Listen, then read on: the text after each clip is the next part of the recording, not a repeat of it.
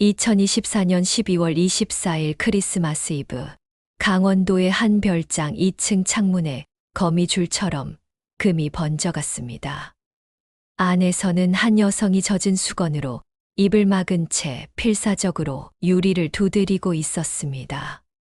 따뜻해야 할 크리스마스의 휴식은 어떻게 목숨을 건 탈출로 바뀌었을까요? 그리고 이 사건의 끝에서 드러날 10년 전 공장 화재의 진실은 과연 무엇일까요? 본격적인 영상이 시작하기 전에 좋아요와 구독 부탁드립니다. 김은정 씨는 올해 58세입니다. 33년간 초등학교에서 아이들을 가르치다 작년에 은퇴했습니다. 은퇴 후에는 취미로 수채화를 그리며 미술 전시를 다니는 평범한 일상을 보내고 있었습니다. 남편 오태식 씨는 60세로 25년째 가구 공장을 운영하고 있었습니다. 외부에서 보기엔 성실한 사업가였지만 최근 몇 년간 공장 경영이 어려워지면서 부도 위기에 몰려 있었습니다. 2024년 11월 어느 날, 은정 씨는 서재에서 우연히 한 장의 서류를 발견했습니다. 남편 태식 씨의 생명보험 수익자 변경 서류였습니다. 3억 원 규모의 보험금 수익자가 은정 씨 본인에서 다른 이름으로 바뀌어 있었습니다. 변경 날짜는 2달 전인 9월이었습니다. 은정 씨는 그 순간 가슴이 철렁 내려앉는 것을 느꼈습니다. 이게 대체 무슨 일이지? 그녀는 서둘러 남편을 추궁하지 않았습니다. 대신 천천히 서재를 살펴보기 시작했습니다. 서랍 깊숙한 곳에서 공장 외상 장부를 꺼냈습니다. 장부를 한 장 한 장 넘기던 은정 씨의 눈이 멈췄습니다. 수정액으로 지우고 다시 쓴 흔적들이 곳곳에 보였습니다. 특히 최근 3개월간의 거래 내역이 유독 많이 수정되어 있었습니다. 원래 금액보다 훨씬 큰 금액으로 고쳐진 것들이었습니다. 마치 누군가 의도적으로 적자 폭을 키워놓은 것처럼 보였습니다. 은정 씨는 휴대폰으로 조용히 서류들을 사진으로 남겼습니다. 보험 서류도 장부의 수정 흔적도 모두 빠짐없이 기록했습니다. 30년 넘게 교환을 정리하고 학생 기록부를 작성해온 습관이 이런 순간에도 자연스럽게 나왔습니다. 그날 저녁 거실에서 라디오가 흘러나오고 있었습니다. 오늘도 전국에 건조주의보가 발효 중입니다. 대기가 매우 건조하니 화재 예방에 각별히 유의하시기 바랍니다. 같은 뉴스가 아침부터 저녁까지 반복되고 있었습니다. 은정 씨는 거실 소파에 앉아 뜨개질을 하면서도 남편의 움직임을 주의 깊게 살폈습니다. 태식 씨는 평소와 다름없이 신문을 보고 있었습니다. 하지만 은정 씨의 눈에는 그의 손이 미세하게 떨리는 것이 보였습니다. 신문을 넘기는 속도도 너무 빨랐습니다. 제대로 읽지 않고 있다는 증거였습니다.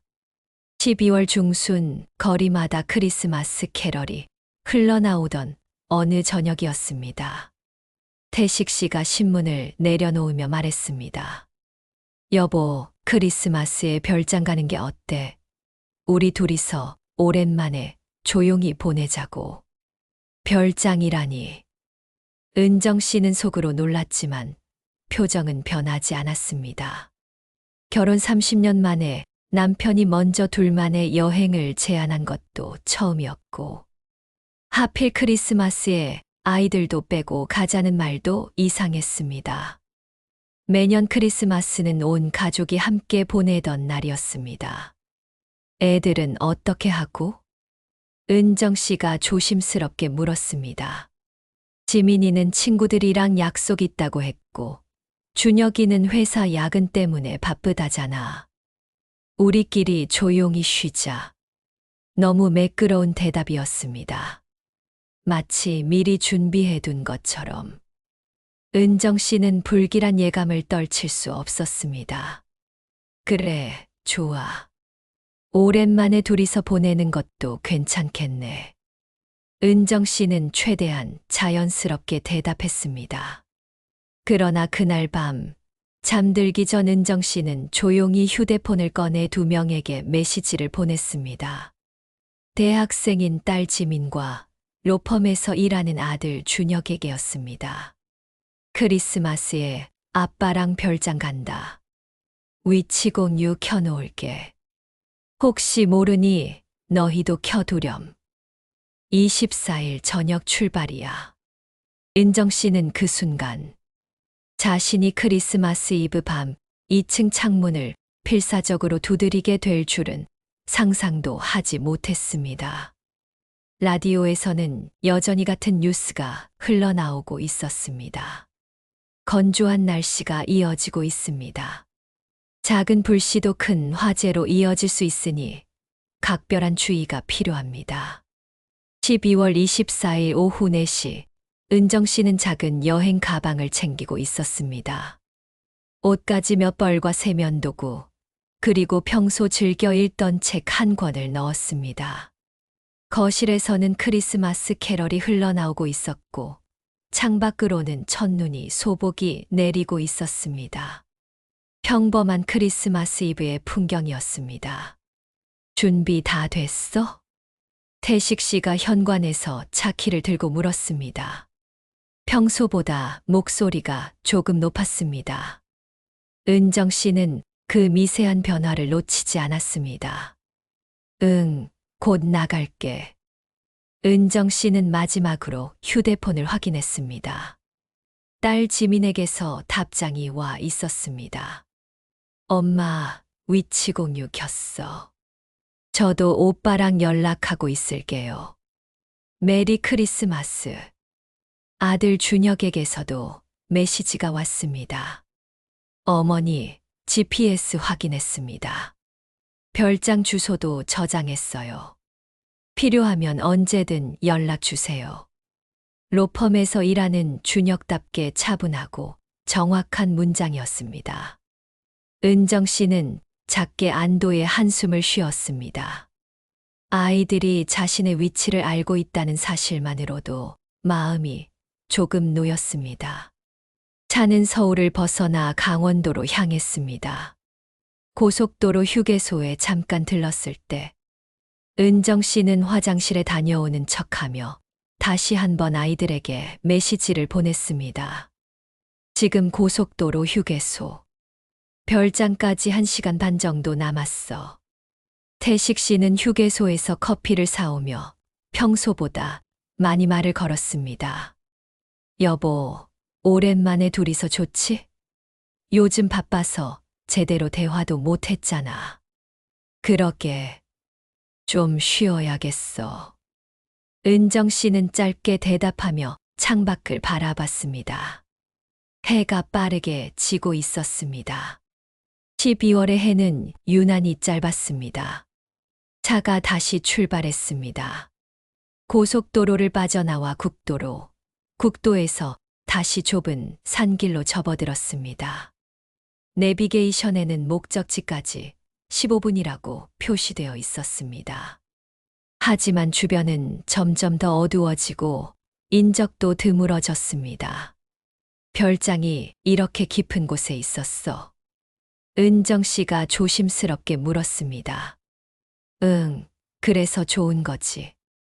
조용하고 아무도 방해 안 하잖아. 태식 씨의 대답에는 묘한 긴장감이 섞여 있었습니다. 은정 씨는 무심코 가방 속 휴대폰을 만졌습니다. 위치 공유가 제대로 작동하고 있는지 확인하고 싶었지만 티를 낼 수는 없었습니다. 오후 7시 20분, 차는 한적한 별장 앞에 멈췄습니다.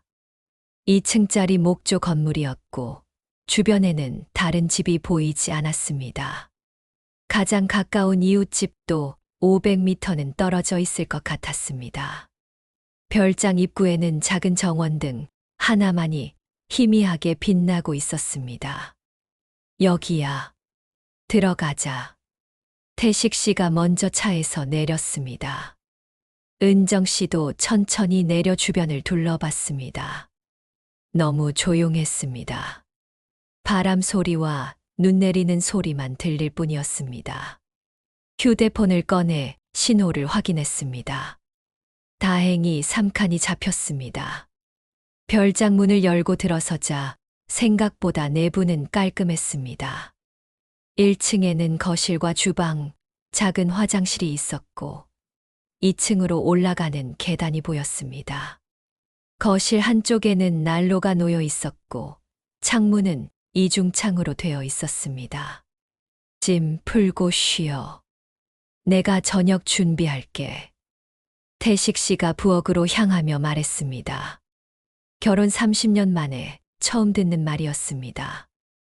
은정 씨는 2층으로 올라갔습니다. 침실 창문으로 밖을 내다보니 칠흑 같은 어둠뿐이었습니다. 멀리 산 능선만 희미하게 보였습니다. 은정 씨는 조용히 휴대폰을 꺼내 아이들에게 메시지를 보냈습니다. 별장 도착했어. 주변이 좀 외딴 곳이네. 괜찮으니까 걱정 마. 하지만 마지막 문장을 쓰면서도 은정 씨 자신도 그 말을 믿지 못하고 있었습니다. 저녁 7시 30분 1층에서 무언가 끓는 냄새가 올라왔습니다. 은정 씨가 계단을 내려가려는 순간 현관 쪽에서 소리가 들렸습니다. 똑, 똑, 똑. 스마트 도어락 버튼을 누르는 소리였습니다. 은정 씨는 계단 중간에서 멈춰 섰습니다. 여보, 누가 와? 아니, 아무도 안 와. 태식 씨의 대답이 들려왔습니다. 하지만 분명 도어락 소리가 들렸습니다. 은정 씨는 천천히 1층으로 내려왔습니다. 현관문을 확인하려는 순간 부엌에서 태식 씨가 나왔습니다. 저녁 됐어. 먹자. 식탁에는 간단한 찌개와 반찬이 놓여 있었습니다. 평소 요리를 하지 않던 남편이 만든 음식이라고는 믿기지 않을 만큼 정성스러웠습니다. 아니, 어쩌면 너무 정성스러웠습니다. 맛있겠다. 은정 씨는 억지로 미소를 지으며 자리에 앉았습니다. 그때 창밖으로 무언가 움직이는 그림자가 보였습니다. 은정 씨는 재빨리 고개를 돌렸지만 이미 그림자는 사라진 뒤였습니다. 뭐 봐? 태식 씨가 물었습니다. 아니, 눈 때문에 그런가 봐. 은정 씨는 다시 식탁으로 시선을 돌렸습니다. 하지만 그 순간 그녀는 확실히 봤습니다. 창밖에 서 있던 여성의 실루엣을. 그리고 그 여성이 휴대폰으로 무언가를 하고 있던 모습을. 저녁 7시 42분 현관 쪽에서 다시 소리가 들렸습니다. 이번에는 도어락이 잠기는 소리였습니다. 딸깍 하는 명확한 소리. 그리고 그 순간부터 은정 씨의 크리스마스 이브는 악몽으로 변하기 시작했습니다. 저녁 7시 50분 은정 씨는 이상한 냄새를 맡았습니다. 처음에는 난로에서 나는 냄새인 줄 알았습니다. 하지만 점점 더 강해지는 냄새는 분명 가스였습니다. 도시가스 특유의 자극적인 냄새가 거실에 퍼지기 시작했습니다. 여보, 가스 냄새 안 나? 은정 씨가 자리에서 일어나며 물었습니다. 그래, 내가 확인해 볼게. 태식 씨가 부엌으로 향했습니다. 하지만 그의 움직임은 너무 느렸습니다. 마치 시간을 끌고 있는 것처럼 보였습니다. 은정 씨는 본능적으로 현관문 쪽으로 걸어갔습니다. 문 손잡이를 돌렸습니다.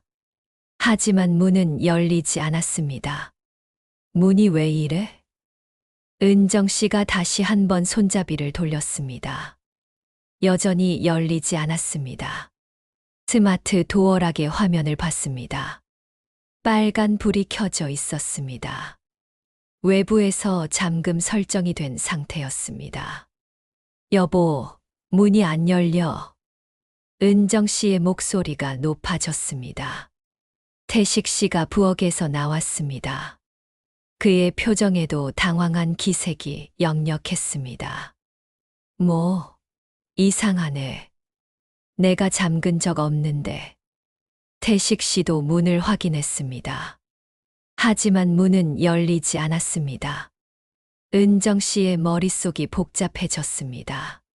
11월에 봤던 보험 서류와 장부가 떠올랐습니다.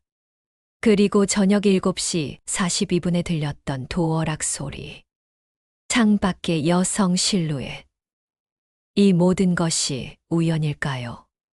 휴대폰 119에 전화해야 해. 은정 씨가 주머니에서 휴대폰을 꺼냈습니다. 하지만 신호가 사라져 있었습니다. 분명 저녁에는 3칸이 잡혔는데 지금은 한 칸도 없었습니다. 와이파이도 연결되지 않았습니다. 신호가 안 잡혀. 가스 냄새는 점점 더 진해졌습니다. 창문 열어야 해. 은정 씨가 거실 창문으로 달려갔습니다. 창문을 열려고 했지만 창문도 열리지 않았습니다. 이중창의 바깥쪽 창문이 움직이지 않았습니다. 은정 씨는 2층으로 뛰어 올라갔습니다. 가스는 공기보다 가벼워서 위로 올라갑니다. 하지만 지금은 대피가 우선이었습니다. 2층 침실 창문도 마찬가지였습니다. 은정 씨는 화장실로 달려가 수건을 물에 적셨습니다. 젖은 수건으로 코와 입을 막았습니다. 가스를 직접 들이마시면 안 된다는 것을 알고 있었습니다. 여보, 당신도 젖은 수건으로 코 막아. 은정 씨가 아래층을 향해 소리쳤습니다. 태식 씨의 대답이 들렸습니다. 알았어. 저녁 8시 은정 씨는 2층 침실에서 유일하게 깰 수 있을 것 같은 창문을 찾았습니다. 침실의 큰 강화유리 창문이었습니다. 주변을 둘러보니 침대 옆 스탠드가 보였습니다. 무거운 철제 스탠드였습니다. 은정 씨는 스탠드를 들어 올렸습니다. 58세의 여성이 들기에는 무거웠지만 지금은 선택의 여지가 없었습니다. 창문을 향해 스탠드를 내리쳤습니다. 1번, 2번, 3번. 강화유리의 거미줄 같은 금이 가기 시작했습니다. 그 순간 창밖에서 불빛이 보였습니다. 누군가 휴대폰 손전등으로 창문을 비추고 있었습니다. 아니, 2명이었습니다. 은정 씨는 필사적으로 손을 흔들었습니다.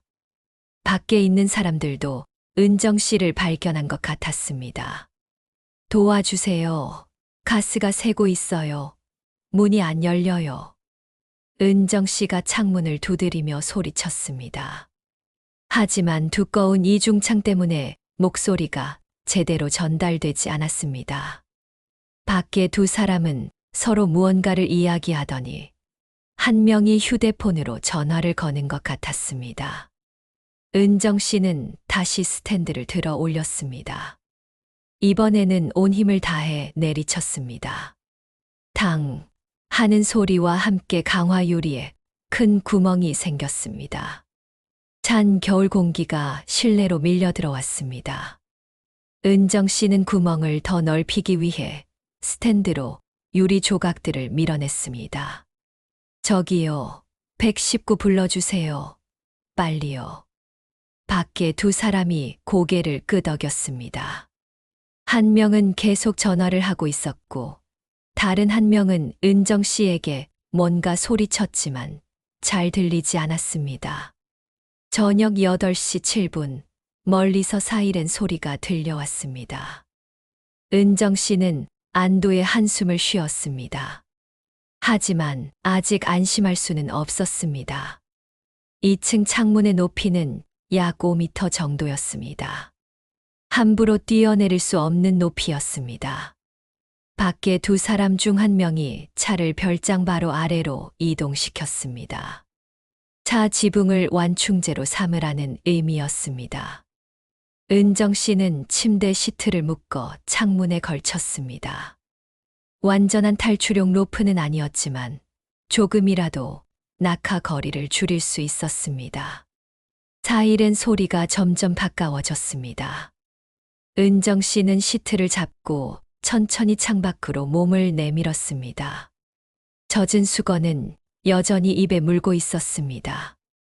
시트를 타고 내려가다가 마지막 1미터 정도를 차 지붕으로 떨어졌습니다. 쿵 하는 소리와 함께 차 지붕이 약간 찌그러졌지만 은정 씨는 큰 부상 없이 땅에 내려설 수 있었습니다. 괜찮으세요? 밖에 있던 두 사람이 은정 씨를 부축했습니다. 젊은 부부로 보였습니다. 근처 별장에 묵고 있다가 도움을 준 것이었습니다. 감사합니다. 정말 감사합니다. 아내 남편도 있는데. 은정 씨는 떨리는 목소리로 말했습니다. 그 순간 소방차와 경찰차가 별장 앞에 도착했습니다. 저녁 8시 15분 소방대원들이 별장 안으로 들어갔습니다. 가스 밸브를 잠그고 환기를 시작했습니다. 1층 화장실에서 태식 씨가 발견되었습니다. 의식은 있었지만 가스를 많이 마신 상태였습니다. 경찰은 은정 씨에게 상황을 물었고 은정 씨는 차분하게 설명했습니다. 갑자기 난 가스 냄새, 열리지 않는 문과 창문, 외부 잠금으로 표시된 도어락. 혹시 별장에 오시기 전에 이상한 점은 없으셨습니까? 경찰관이 물었습니다. 은정 씨는 잠시 망설이다가 대답했습니다. 사실 창밖에 누군가 서 있는 걸 봤어요. 여성 같았는데 확실하진 않아요. 그날 밤 은정 씨와 태식 씨는 모두 병원으로 이송되었습니다. 구급차 안에서 은정 씨는 생각했습니다. 이것이 정말 사고일까? 보험 서류, 장부 수정, 그리고 오늘의 사건. 모두 우연이라고 하기엔 너무 많은 의문이 남았습니다. 12월 25일 새벽 2시, 은정 씨는 병원 응급실 침대에 누워 있었습니다. 가벼운 가스 흡입으로 인한 두통과 어지러움이 있었지만 큰 부상은 없었습니다. 옆 침대에는 태식 씨가 산소 마스크를 쓴 채 누워 있었습니다. 그는 은정 씨보다 가스를 더 많이 마셨지만 생명에는 지장이 없다는 것이 의사의 소견이었습니다. 새벽 3시 응급실 문이 열리며 두 사람이 뛰어들어왔습니다. 딸 지민과 아들 준혁이었습니다. 위치 공유로 은정 씨가 병원에 있다는 것을 알고 서울에서 달려온 것이었습니다. 엄마, 괜찮으세요? 지민이 은정 씨의 손을 잡으며 물었습니다. 눈물이 글썽였습니다. 응, 괜찮아. 걱정 마. 은정 씨가 딸의 손을 꽉 잡았습니다. 도대체 무슨 일이 있었던 거예요? 준혁이 차분하게 물었습니다. 은정 씨는 별장에서 있었던 일을 처음부터 끝까지 설명했습니다. 준혁은 휴대폰으로 메모를 하며 들었고 지민은 계속 눈물을 닦았습니다. 엄마, 11월에 찍어두신 사진들 아직 갖고 계시죠? 준혁이 물었습니다. 응, 휴대폰에 다 있어. 은정 씨가 대답했습니다. 보험 서류랑 장부 사진 보여주세요. 은정 씨는 휴대폰을 꺼내 사진들을 보여줬습니다. 준혁은 사진을 하나하나 확인하며 표정이 굳어졌습니다. 엄마, 이건 단순한 사고가 아닐 수 있어요. 보험 수익자 변경이 9월이고 장부 수정도 최근 3개월이죠. 그리고 오늘 이 사건. 시간 순서상 연결고리가 있어요. 지민도 화면을 들여다봤습니다. 맞아요. 그리고 도어락이 외부에서 잠겼다는 게 가장 이상해요. 스마트 도어락이면 로그가 남을 거예요. 언제, 어떤 기기에서 잠금 명령이 왔는지. 은정 씨는 아이들의 말을 들으며 혼란스러웠습니다. 30년을 함께 산 남편을 의심해야 한다는 것이 믿기지 않았습니다. 하지만 증거들은 점점 더 의심을 키워갔습니다. 그럼 우리 어떻게 해야 하지? 은정 씨가 떨리는 목소리로 물었습니다. 일단 경찰에 정확한 조사를 요청해야 해요. 사고인지 아닌지 명확히 밝혀야 합니다. 준혁이 단호하게 말했습니다. 하지만 내 아버지가 어머니, 지금은 감정이 아니라 사실이 중요해요. 만약 정말 사고였다면 조사를 통해 밝혀질 거예요. 하지만 만약 사고가 아니라면 어머니 목숨이 위험했던 거예요. 준혁의 말에 은정 씨는 고개를 끄덕였습니다. 새벽 4시 은정 씨는 결심했습니다. 경찰서에 가자. 정확한 조사를 요청하자. 어머니, 지금 가시는 게 맞아요. 시간이 지나면 증거가 사라질 수 있어요. 준혁이 동의했습니다. 저도 같이 갈게요. 타임라인 정리해서 경찰에 제출하면 도움이 될 거예요. 지민이 이미 노트북을 꺼내고 있었습니다. 새벽 5시, 은정 씨 일가족은 강원도 지역 경찰서에 도착했습니다. 크리스마스 새벽이었지만 당직 형사가 그들을 맞았습니다.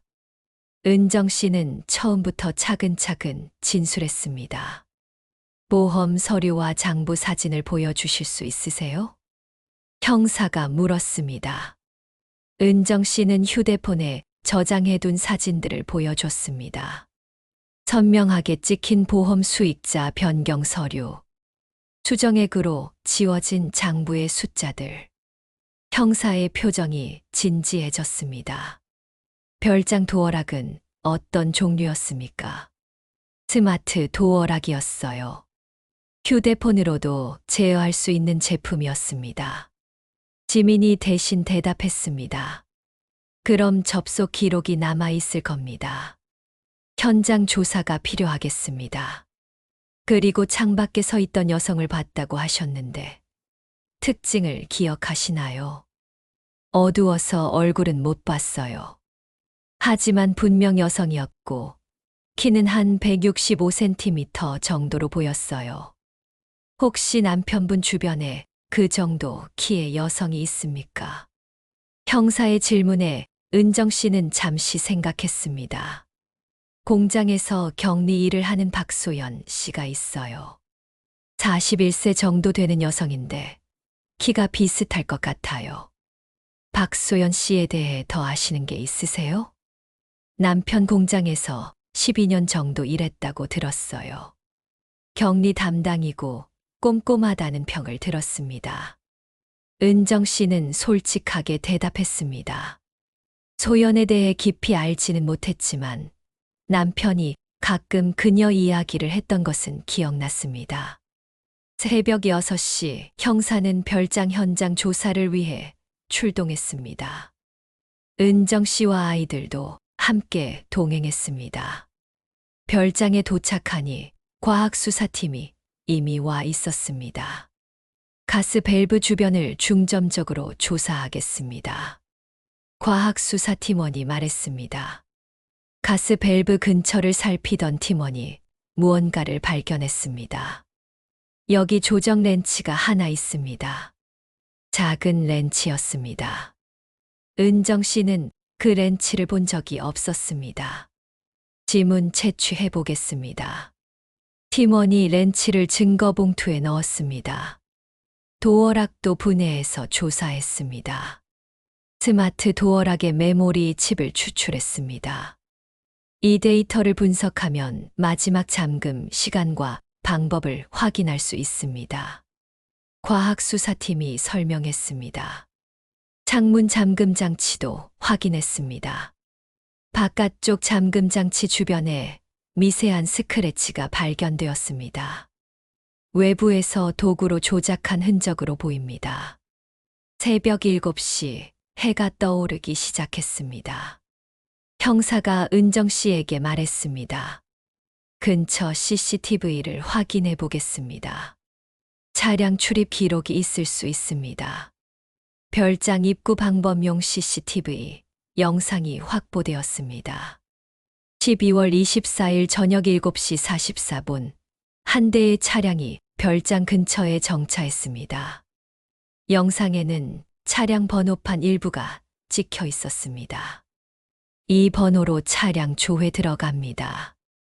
형사가 무전으로 본서에 요청했습니다.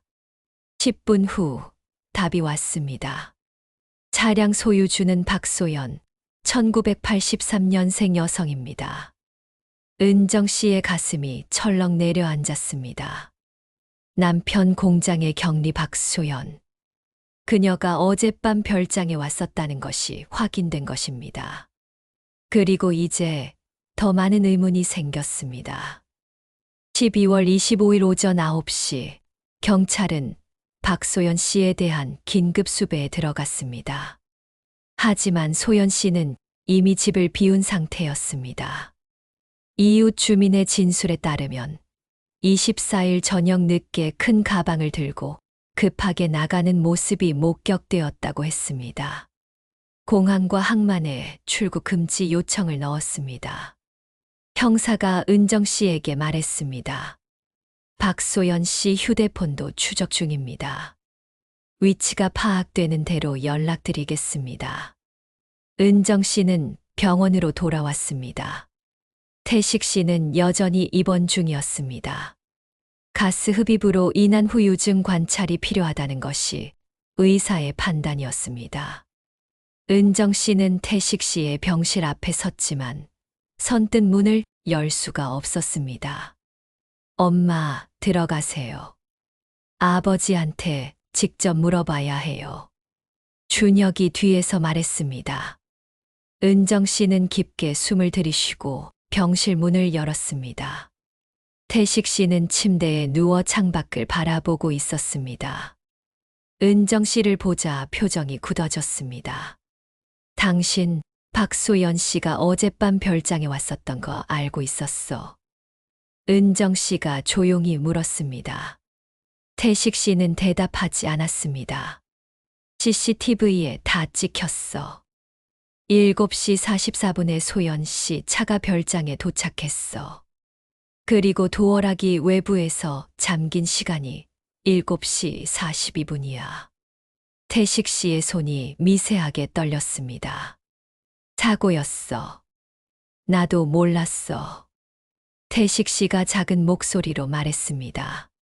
사고, 보험 수익자를 바꾼 것도 사고야? 장부를 수정한 것도 사고야? 은정 씨의 목소리가 높아졌습니다. 30년 만에 남편에게 이렇게 큰 소리를 내는 것은 처음이었습니다. 그건 공장이 어려워서. 공장이 어려우면 배우자 몰래 보험 수익자를 바꿔 나를 별장에 데려가서. 은정 씨의 눈에 눈물이 고였습니다. 분노보다는 배신감이 더 컸습니다. 미안해. 정말 미안해. 태식 씨가 고개를 숙였습니다. 하지만 은정 씨는 그 사과가 진심인지 알 수 없었습니다. 오후 2시 경찰로부터 연락이 왔습니다. 인천국제공항에서 박소연 씨가 발견되었다는 것이었습니다. 태국행 비행기 탑승을 시도하다가 출국 금지로 제지되었다고 했습니다. 박소연 씨를 연행했습니다. 조사에 협조해 주시면 감사하겠습니다. 형사의 말에 은정 씨는 고개를 끄덕였습니다. 12월 26일 경찰서 조사실에서 박소연 씨를 만났습니다. 단정한 인상의 여성이었습니다. 평소라면 믿음직한 직장인으로 보였을 것입니다. 하지만 지금 그녀의 얼굴에는 두려움이 가득했습니다.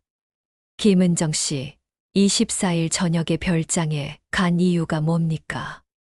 형사가 소연 씨에게 물었습니다. 사장님이 부탁하셨어요. 별장 문을 확인하고 오라고. 소연 씨가 대답했습니다. 문을 확인하러 갔는데 왜 도어락을 외부에서 잠갔습니까? 그건 실수였어요. 휴대폰으로 잠금 버튼을 눌렀는데 외부 잠금이 됐어요. 실수로 외부 잠금을 하고 그냥 가신 겁니까? 안에 사람이 있는데요. 형사의 목소리가 날카로워졌습니다. 소연 씨는 대답하지 못했습니다. 형사는 증거 봉투를 꺼내 보여줬습니다. 가스 밸브 근처에서 발견된 조정 렌치였습니다. 이 렌치에서 당신 지문이 나왔습니다. 소연 씨의 얼굴이 창백해졌습니다. 그리고 이건 당신 휴대폰에서 복구한 메신저 내용입니다. 태식 씨와 소연 씨의 메신저 대화 내용이었습니다. 건조한 날이 좋아. 빨리 끝날 거야. 도어락은 밖에서 잠그는 거 맞죠? 렌치 챙겼어. 걱정 마. 메시지 날짜는 12월 23일이었습니다. 사건 하루 전이었습니다. 은정 씨는 그 메시지를 보며 온몸이 떨렸습니다. 건조한 날. 라디오에서 반복적으로 흘러나왔던 건조주의보. 그것이 이런 의미였다는 것을 이제야 깨달았습니다. 불이 잘 붙는 날씨를 기다렸던 것입니다. 박소연 씨, 오태식 씨와 어떤 관계입니까? 형사가 물었습니다. 소연 씨는 한참을 침묵하다가 작게 말했습니다. 3년 전부터 관계가 있었어요. 은정 씨는 그 말을 듣는 순간 눈앞이 캄캄해졌습니다. 지민이 어머니를 부축했습니다. 보험 수익자 변경도 알고 계셨습니까? 네. 제 이름으로 바꿨어요. 장부 수정도 당신이 한 겁니까? 사장님이 시켰어요. 공장이 더 어려워 보이게 만들라고.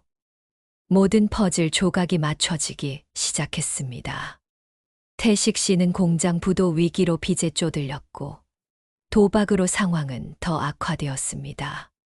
그리고 3억 원의 보험금이 해결책처럼 보였을 것입니다. 12년간 공장 격리로 일한 소연 씨는 모든 재정 상황을 알고 있었고 3년간의 내연 관계는 그녀를 공범으로 만들었습니다. 도어락 로그 분석 결과가 나왔습니다. 또 다른 형사가 들어와 보고했습니다. 12월 24일 오후 7시 42분 박소연 씨의 휴대폰에서 외부 잠금 명령이 전송되었습니다. 그리고 7시 44분부터 46분까지 별장 진입로에서 차량이 포착되었습니다. 번호판이 박소연 씨 차량과 일치합니다. 시간이 완벽하게 맞아떨어졌습니다. 7시 42분 도어락 잠금. 7시 44분 현장 도착. 그 사이 가스 밸브를 조작하고 창문을 잠근 것입니다. 전기 계량기 기록도 확인했습니다. 7시 50분경 별장 전력 사용량이 급증했습니다. 가스가 완전히 퍼진 시점으로 추정됩니다. 박소연 씨, 오태식 씨와 공모해서 김은정 씨를 살해하려 한 혐의를 인정합니까? 형사의 질문에 소연 씨는 고개를 떨어뜨렸습니다. 죄송합니다. 정말 죄송합니다. 하지만 은정 씨에게는 그 사과가 들리지 않았습니다. 30년 함께한 남편이 그리고 그의 연인이 자신을 죽이려 했다는 사실. 그것은 단순한 배신을 넘어서는 것이었습니다. 12월 27일 태식 씨도 공범으로 구속되었습니다. 병실에서 은정 씨를 마지막으로 보았을 때 태식 씨는 아무 말도 하지 못했습니다. 은정 씨도 더 이상 할 말이 없었습니다. 그날 저녁 준혁이 형사에게서 들은 이야기를 전했습니다. 어머니, 형사님이 이상한 얘기를 하셨어요. 아버지 공장에서 10년 전에도 화재가 있었대요. 그때도 보험금을 받았다고. 은정 씨는 그 말에 깜짝 놀랐습니다. 10년 전 화재. 그때 태식 씨는 보험금으로 공장을 재건했다고 했었습니다. 혹시 그때도 경찰이 재수사를 검토 중이래요. 준혁의 말에 은정 씨는 복잡한 표정을 지었습니다. 진실은 하나씩 밝혀지고 있었지만 그 진실이 가져오는 아픔은 더 깊어만 갔습니다. 2025년 3월 민사 재판이 마무리되었습니다. 은정 씨는 재산 분할과 위자료 청구에서 일부 승소했습니다. 공장과 집, 그리고 예금의 70%를 받았습니다. 법원은 태식 씨의 범죄 행위와 배신을 인정했습니다. 하지만 은정 씨에게 그 돈은 큰 의미가 없었습니다. 30년의 결혼 생활이 숫자로 환산된다는 것이 슬플 뿐이었습니다. 은정 씨는 새로운 삶을 시작하기로 결심했습니다. 서울 근교의 작은 주택을 구입했습니다. 1층은 북카페와 작은 미술 전시 공간으로 꾸몄습니다. 은퇴한 교사들과 지역 주민들이 함께 모여 책을 읽고 그림을 그리고 이야기를 나눌 수 있는 공간이었습니다. 엄마, 간판 어때요? 지민이 새로 단 간판을 가리키며 물었습니다. 숨터라는 이름이었습니다. 좋아. 정말 숨 쉬고 싶었거든. 은정 씨가 미소 지으며 대답했습니다. 처음으로 진심에서 우러나온 미소였습니다. 공간을 오픈한 지 한 달, 많은 사람들이 찾아왔습니다. 비슷한 경험을 한 여성들, 은퇴 후 새로운 취미를 찾는 사람들, 그저 조용히 책을 읽고 싶은 사람들. 은정 씨는 그들과 차를 마시며 이야기를 나눴습니다. 자신의 이야기도 조금씩 나눴습니다. 저도 남편한테 배신당했어요. 선생님 이야기 뉴스에서 봤어요. 한 여성이 조심스럽게 말했습니다. 그래서 여기 오셨어요? 네. 선생님이 어떻게 이겨냈는지 알고 싶었어요. 은정 씨는 잠시 생각하다가 대답했습니다. 이긴 게 아니에요. 그냥 살기로 결심한 거예요. 복수는 그 사람을 무너뜨리는 게 아니라 내가 웃으며 사는 거라고 생각해요. 그날 저녁, 은정 씨는 2층 작업실에서 수채화를 그렸습니다.